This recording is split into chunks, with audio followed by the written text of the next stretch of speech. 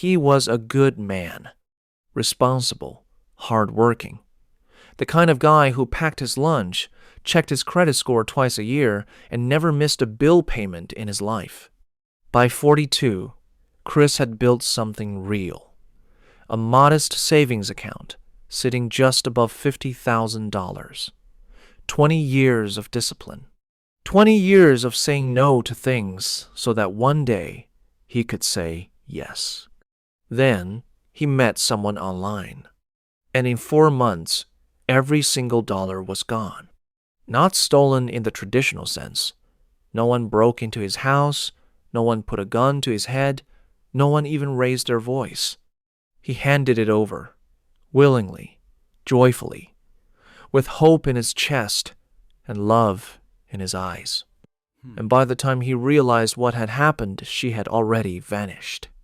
If stories like this keep you up at night, the kind where ordinary people make decisions that seem completely rational right up until they destroy everything, subscribe. Because the deeper you look into the psychology of money and manipulation, the more uncomfortable it gets. It starts the way all dangerous things start.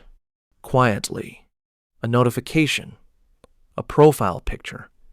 A smile that feels like it was designed just for you.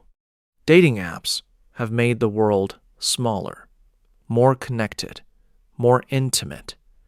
And in that intimacy, a door has been left wide open, and not everyone walking through it is who they say they are. The FBI calls it romance fraud. The people who've lived through it call it something harder to say out loud. Chris matched with a woman named Elena. Her profile said she was a 40-year-old architect living in Seattle. Her photos were stunning, not in a suspicious way, but in a real way. Warm eyes, a coffee cup in her hand, a candid shot from what looked like a European vacation. She messaged first. That felt good. They talked for 3 days straight. She asked him questions nobody ever asked him. What do you actually want out of life? What did you dream about when you were young? What does a perfect Tuesday look like for you? He told her things he hadn't said to anyone in years. This is exactly where the trap begins. Not with a lie, with a tension.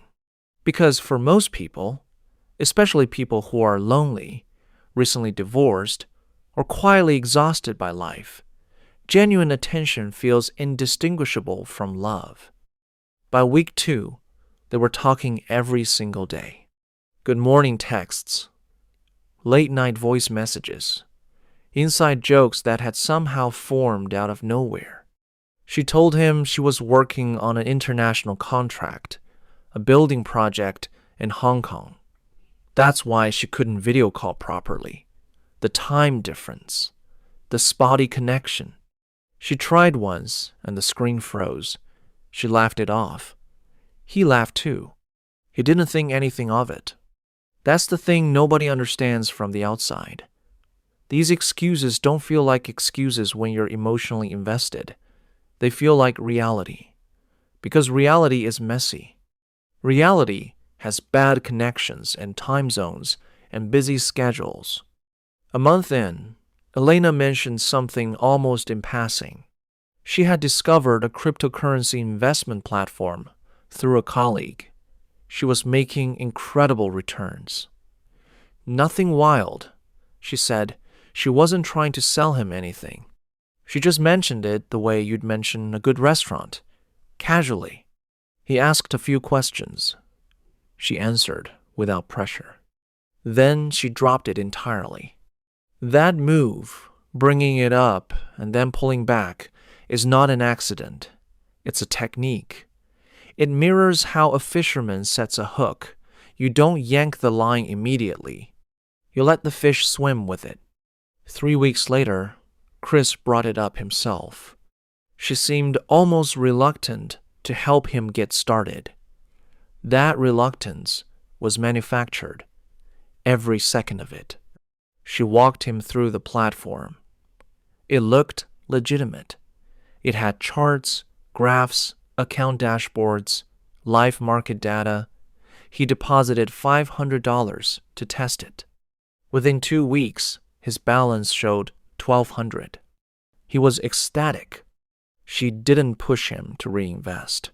She celebrated with him, said she was so happy for him, said this was just the beginning. That moment, watching a small amount of money appear to grow, is one of the most psychologically potent triggers a human being can experience. It activates the same neural pathways as a gambling win. Your brain doesn't say be careful. Your brain says do it again. He deposited 5,000 more. Here's what nobody talks about when they cover these stories. It was never really about the money. Yes, the money was the target, but it wasn't why Chris kept saying yes. He said yes because for the first time in years, he felt chosen. He felt seen. He felt like someone had looked at all the ordinary, quiet parts of him, the parts he had long assumed were uninteresting, and decided he was worth knowing. Elena had told him he was thoughtful, mature, different from most men she had talked to. Those words didn't just feel good. They reorganized how he saw himself. This is the part that makes romance scams uniquely brutal. They don't just steal money. They weaponize your loneliness. They study what you need: validation, connection, excitement, significance, and they give it to you in carefully measured doses, like a medication designed to keep you dependent. When you're inside that feeling, every red flag gets reframed. She can't video call. She's busy. She's successful. She's asking about my finances. She cares about my future. This platform looks a little unusual. She used it herself. Why would she lie? The brain will work overtime to protect a story it desperately wants to be true. And that's exactly what Chris did. He protected the story. Every doubt that surfaced, he buried. Not because he was naive, because he was human, because the alternative that this wasn't real, that he had been fooled, was too painful to consider. The first sign came when he tried to withdraw. He had watched his account grow to just over $60,000. His original deposits plus what appeared to be substantial gains. He decided to pull out $20,000 just to test it, just to see the money land in his real bank account. The platform said there was a tax hold. To release his funds, he needed to deposit $8,000 to verify his account status. Elena explained it calmly. Said it happened to her once too. Said it was frustrating but standard. Said once he paid it, everything would clear within 48 hours. He paid it. 48 hours passed. Then there was another issue. A compliance fee. Then a verification charge. Each time, the explanation was calm and reasonable. Each time, Elena was sympathetic. Each time, the number in his account got larger visually while the money in his real life disappeared. By the time Chris called his bank, he had transferred just over $52,000. The bank account Elena had given him led to a network of mule accounts spread across 3 countries. The platform she had introduced him to was a shell pixel-perfect, completely fake, built by a fraud operation likely running dozens of identical schemes simultaneously across the globe. The FBI would later tell him that operations like this, often called pig butchering scams, generated an estimated $75 billion in 2023 alone. Elena did not exist. The photos had been stolen from a real woman in Prague who had no idea her face had been used this way. The voice on those audio messages generated. The connection he had felt, the conversations that had moved him, those were real. But the person on the other side was not.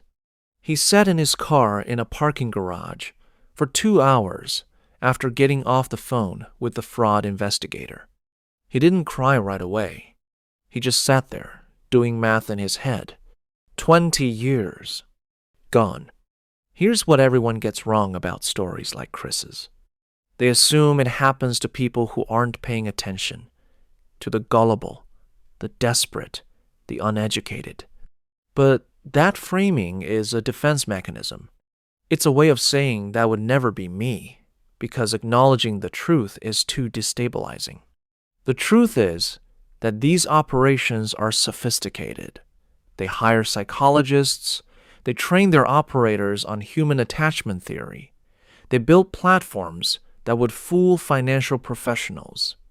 They run month-long campaigns with patience and precision that most legitimate businesses don't even apply to their own operations. And they target people exactly like Chris, stable, trusting, emotionally available, with something to lose. The deeper truth is this. The most dangerous financial decisions human beings make are almost never about money. They are about pain, about loneliness, about the quiet desperation of wanting to feel like someone, somewhere, has chosen you specifically.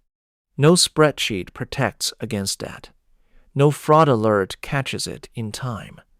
Because by the time the warning signs are visible, the heart has already made its decision, and the mind has been recruited to defend it. That's what makes this particular kind of theft so efficient. It doesn't break through your defenses. It convinces you to take them down yourself.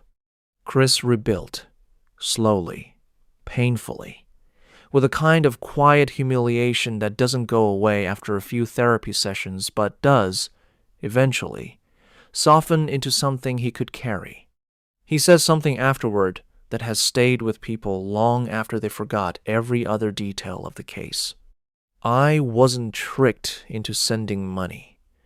I was tricked into believing I finally mattered to someone.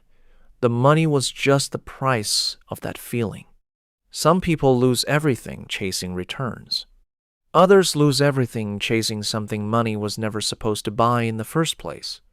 And somewhere out there, right now, someone is waking up to a good morning text from a person who doesn't exist. Subscribe. Share. The next person this saves might be someone you know.